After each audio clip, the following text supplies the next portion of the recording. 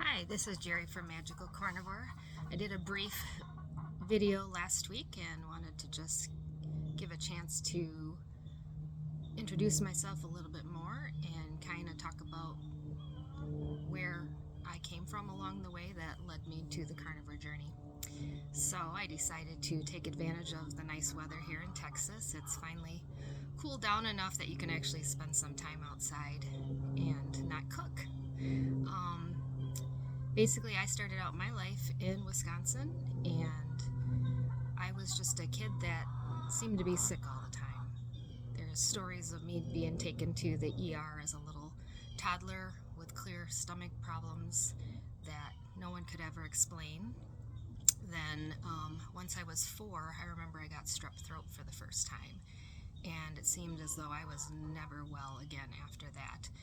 They used to take your tonsils out before that very quickly and easily, and somewhere around 1970 they decided we needed them, so they did not want to take mine out. They were always enlarged, took up most of my throat, and it just seemed like I would be on the pink medicine for the duration to clear it up, and about 2-3 weeks later I would have it again. So this went on until I was about 13.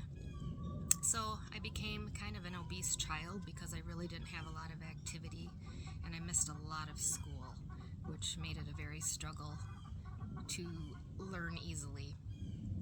So finally at 13, my dad was just tired of this, and I didn't live with him, but he was just tired of me getting sick all the time and demanded that they came out. So they came out when I was 13, and it actually did help some things. I didn't continue to get the strep throats anymore, and I didn't miss as much school, so I was actually learning and getting better grades and having friends because I was at school long enough to make some.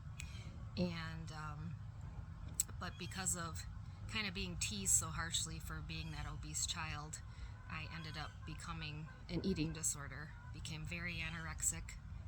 By my junior year in high school, they actually hospitalized me for a month at a hospital E-ward that took care of mostly kids that were having problems with drugs and alcohol. They really didn't know what to do with an eating disorder, but I can't say they cured me, but it stopped me from ultimately probably dying from starvation. It was something that I battled with then for many years to come. And as I just kept getting older, weight was just always very hard for me to keep off. I had been diagnosed with hypothyroid and an enlarged thyroid in my very early 20s. They put me on Synthroid or levothyroxine, and it seemed like it would help, and then a little while later I wouldn't feel as good again, and it turned out they would do my lab work and decided I needed to increase my dose, and that continued on and on. And I just little by little became sicker over the years, and it seemed to really attack my joints. I moved like a very old woman, and then the extreme fatigue came into the picture too as I was getting closer to 40, and was finally led to this naturopath doctor when I developed a very strange looking rash. And as soon as I walked into her office, she looked at my rash. She says, "Well, that's from gluten." And I was just like, "What?" And at that time, I did not know what gluten was, did not know what celiac disease was. Nobody really did at that time. It was just kind of starting to come onto the picture of life, people starting to develop these things and gluten intolerances. So she showed me all the symptoms for it, and I just was like, wow. There was a left and a right column. The left side column had people that it seemed that everything they ate ran right through them, and I realized that had been my father. And I was on the other side where I could never go. Extreme constipation. It was so bad that every Thanksgiving I was so miserably sick as a child that we had decided it was from the turkey, because we never had turkey except on Thanksgiving. But in reality, I realize now it was because, I had gluten bread products all the time in my life, but on Thanksgiving we had pies, we had stuffings, we had gravy, we had all the things that we just never had regularly during the year. So we blamed it on the turkey, and it turns out it was not the turkey. Um, but along with seeing the column that I realized was my father, who had passed away 7 years prior to this, there was that connection. And again, I was not raised in his household, so I knew he had issues. Around 1991, 92, somewhere in there, he actually had his colon removed because it became so ulcerated. They decided it would be best to remove it. And later on, he just didn't do any better without the colon. And he had other things that was starting to destroy his liver. And he was not a drinker, so it was all part of the autoimmune disorder. And he inevitably ended up just getting really sick, and he was just tired. And ultimately a blood clot, I believe, took him. So he was gone 7 years before I was diagnosed. And then I went home, figured out what gluten was, just removed it all, probably even more than I needed to. But again, it was extremely fast. I went from barely being able to move to having no pain whatsoever. Just went from being completely exhausted to just being the Energizer bunny. And I know I was extremely obnoxious at that point because I wanted everybody to feel better. And I had become a nurse by this point, so I would admit patients into the hospital, and they would have all the list of all the same problems I had, and I would just be exuberantly explaining to them it could be food, I can't be the only one, and they just kind of looked at me like I was kind of crazy. And we went on with our lives. But life got really, really good for me for a while. I really did not ever know what it was like to feel that good.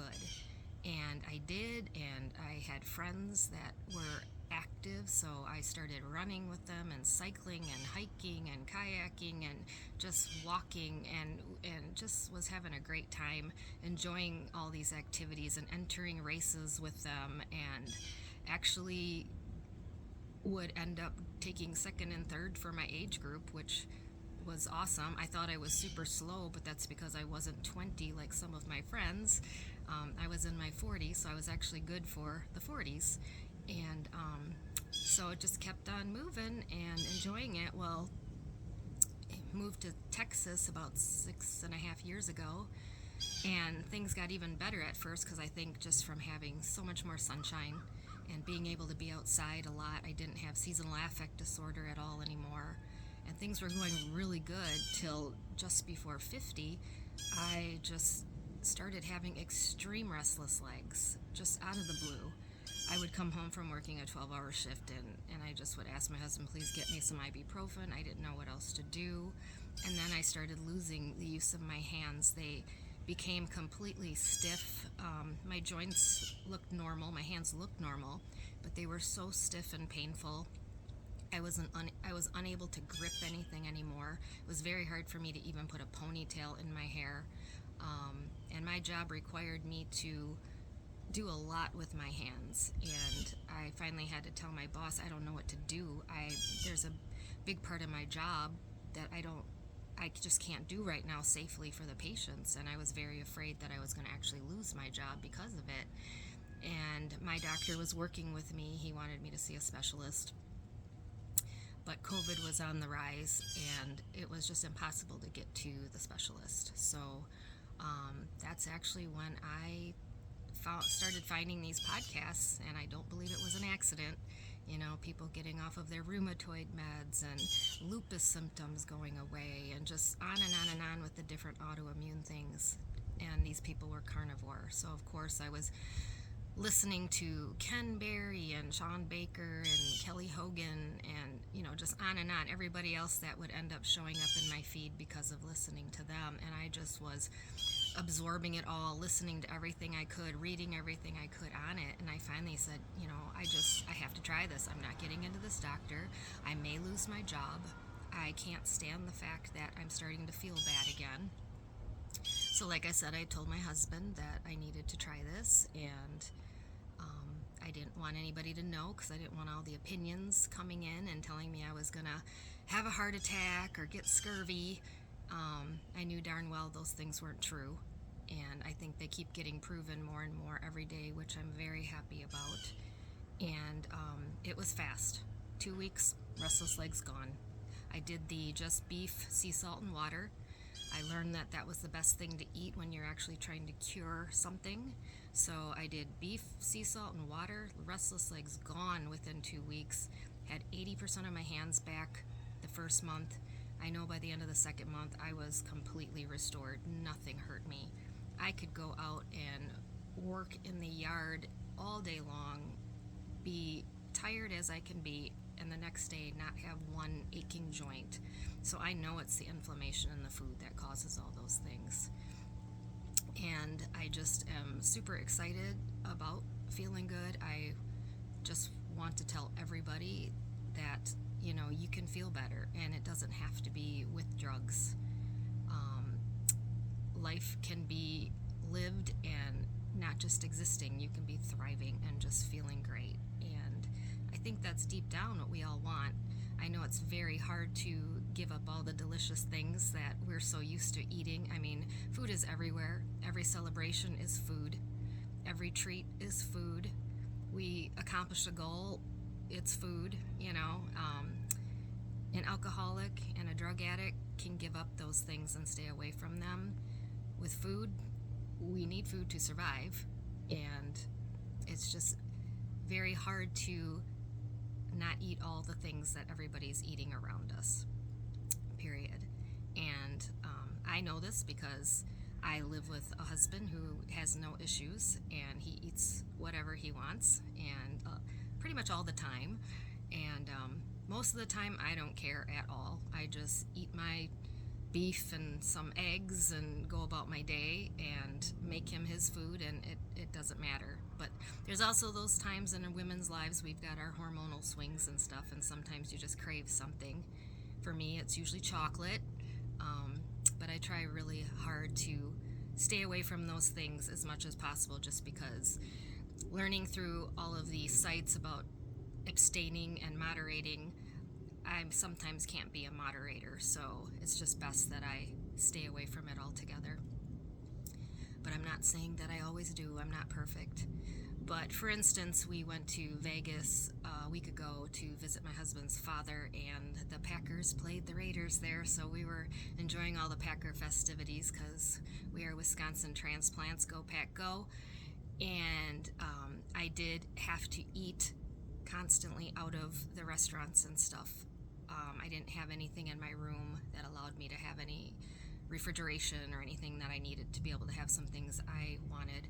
So I know I was eating a lot of things made with probably bad oils, and I indulged in a few French fries here and there. And by the time I left Vegas, and this was just 4 days, my arms were very, very sore. My hands were very, very sore.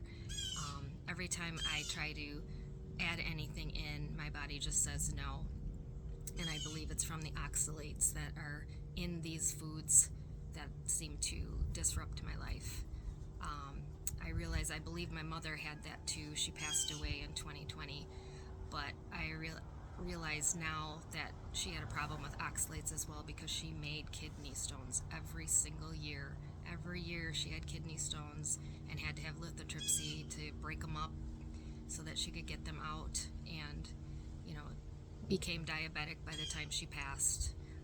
Lifetime smoker, so had developed lung cancer. Ultimately, it was a blood clot that took her as well. So anyway, in hindsight, things make so much sense, you know, when you remember them and realize that, you know, they suffered from things, but we just did not know about it. So I'm just hoping to join this carnivore community and spread the word to people who know me, and just maybe more people will be willing to try it and get off of their medications. Most people, they want to hear what I have to say, but they don't necessarily want to try. I do have a very good friend and business partner. Her and her husband listened to me for a long time and decided Memorial Day weekend they were going carnivore.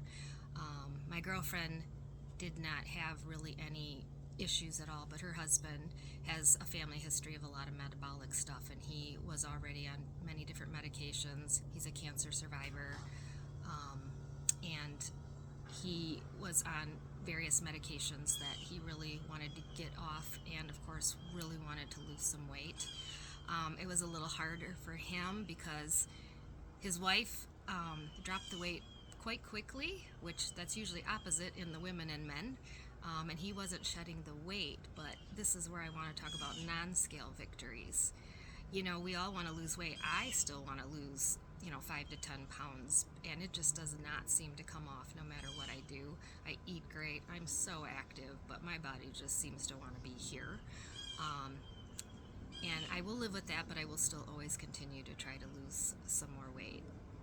But her husband, just the scale wasn't budging, but he did get lab work done recently, and he had a nice chart of his labs for several years, and it was just absolutely, I mean, it was so exciting to see how well his labs have gone in the right direction. His A1C is so much lower. All of his markers are just fantastic. He stopped his statin. When he stopped his statin, he immediately got rid of some lingering pain, and he did start getting rid of his knee pain almost immediately when he went carnivore. But then getting off the statin just bumped it up even better, and he actually started to lose some weight. So he's just absolutely thrilled. He understands that, he's not going to lose the weight as fast as his wife, because his wife had no, issues, no metabolic issues. She was just basically a healthy person that was carrying a little bit of extra weight, but they're both just feeling fantastic and staying healthy, getting healthier by the day. So I'm very grateful to them for taking a chance, and they're happy now because everything is going in the right direction. So I plan on putting out more videos as we go along.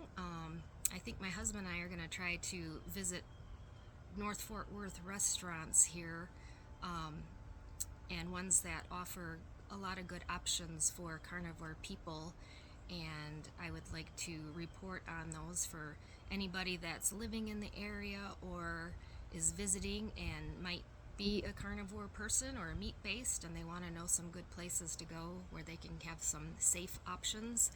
And I'm going to be finding out how they cook them and if they're willing to cook them in butter, etc. for us, and we'll do some reporting on that too to add to the channel. Appreciate your time. Thanks for listening. I would really appreciate it if you would like the video, and if you think anybody could benefit it, share it.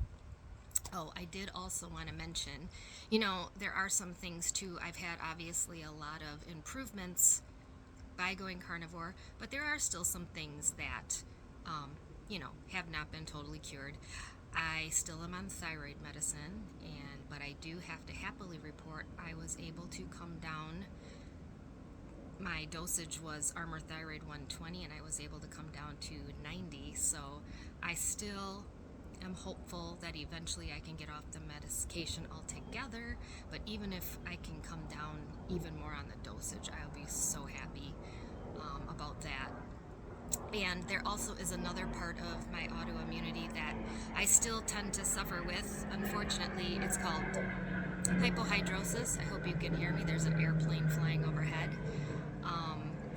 But it means I don't sweat. And I did not realize that it was an actual real issue for me until I moved here to Texas. I knew in the hot summer months in Wisconsin, which usually weren't very long, I would be the beet red child and didn't really feel very comfortable at all when it would hit like the 90s. But here in Texas, I realized real quick, because we have so many days with it, that it's very dangerous for me. I was on the back of my husband's motorcycle and completely, we were on a 40-minute ride and completely locked up, my hands completely locked up, and I was gonna pass out on the back of the bike. And I thought I could fix that being a nurse, hydrate, hydrate, drink lots of electrolytes. Tried one more time. Nope, that was not the answer for me. So I don't sweat. It is a condition. So we don't ride the motorcycle during the hot months of the summer. As long as I'm in water, I can enjoy the triple digits with my friends, but I do need to be in water or air conditioning. I'm still hopeful that somewhere along the line that will correct itself. I don't know if it will. And that's actually been a question for me, because you will hear other carnivores constantly talking about electrolyte replacement, and a lot of them use Element, which I do too. But I was wondering sometimes if I need to take as much as everyone else because of the fact that I don't sweat. But I do seem to need it as well. I'll get little Charlie horse symptoms and stuff if I don't. So I do supplement with the Element electrolytes in my water, or if I occasionally have a cup of coffee, I might put some in there. But yeah, so I'm still learning as I go. I'm not perfect at it, but I keep working at it, and I keep learning more about myself and my body and what it is like to feel great and thrive. And I just want to let everyone know out there there's hope for you if you just give it a try. Thank you. We'll talk to you soon.